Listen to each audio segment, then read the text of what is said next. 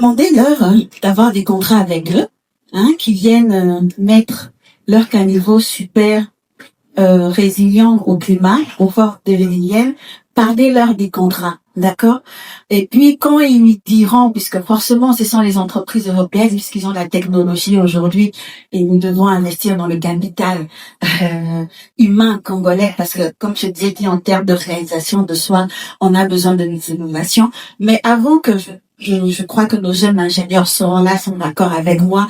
En attendant que nous puissions les développer, nous pouvons apprendre d'eux. Vous savez que les Chinois ne se sont pas développés pour rien. Ils se sont fait passer pour un peu les porteurs de manettes des professeurs américains. Ils ont pris le savoir et ils sont rentrés bâtir la Chine.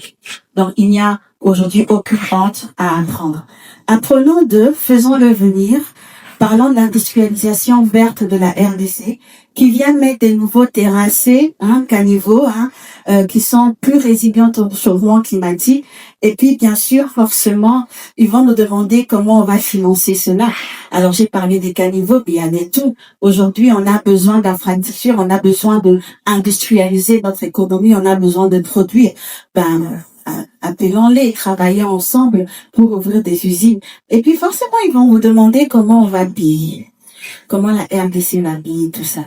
Alors, il y a plusieurs mécanismes. Alors, je vais être un peu terre à terre, mais je veux vous donner le premier mécanisme.